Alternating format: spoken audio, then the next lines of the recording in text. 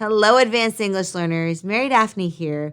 This is where we come together to boost your fluency, confidence, and clarity in English. So I'm so happy you're joining me.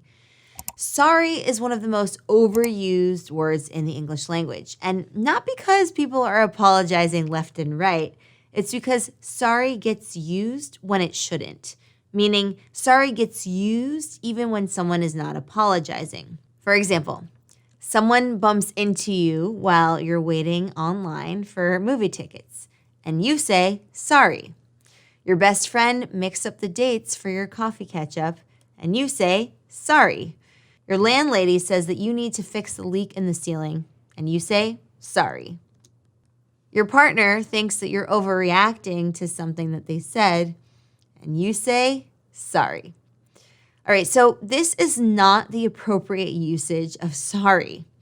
Native English speakers do this all the time, and it's what we call over-apologizing. Yes, there is such a thing. So in this lesson, we're going to run through some great alternatives to sorry so that you can use sorry for when you're actually apologizing to someone or showing someone empathy. Let's get into it.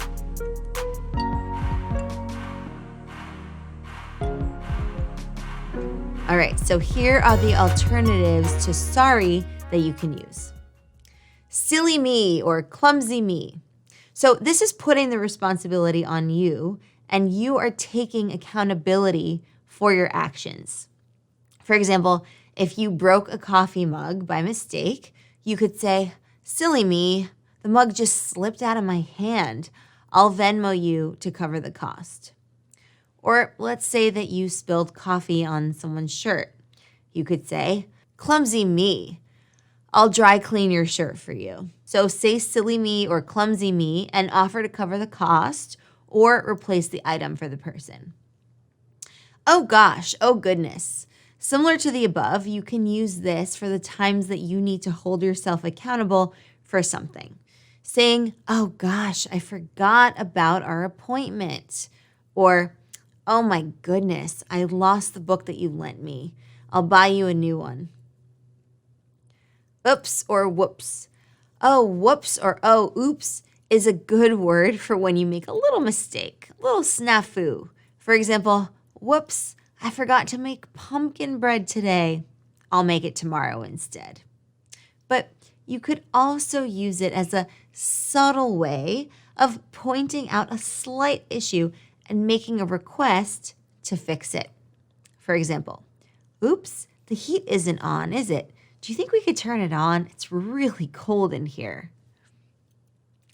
All right, my bad. So you might hear American English speakers say, my bad. This is slang and is typically used in a casual way to say that you slipped up, you made a mistake.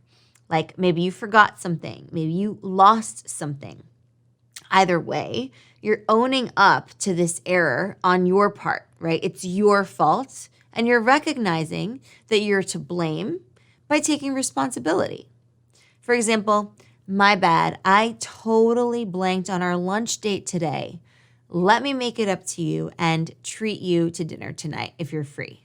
Or maybe you knock somebody's bag of groceries over, and this was obviously a mistake. You can say, my bad, I didn't see your bag there.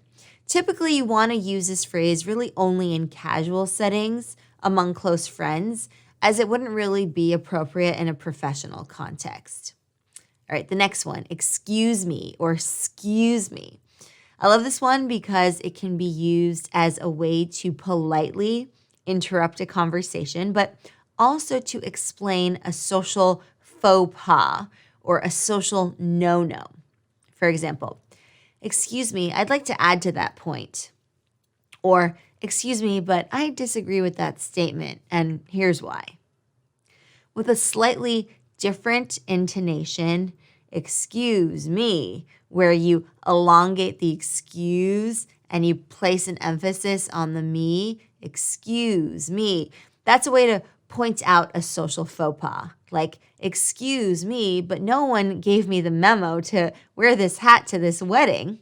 Right, so in that case, it might have been a wedding in France where Traditionally, you might wear a hat if the wedding takes place during the day. And lastly, you might say, excuse me, if someone is standing in your way and you need to get by, like they're blocking your path. And so unless you're pointing out a social no-no, you wouldn't want to pronounce the E in excuse me.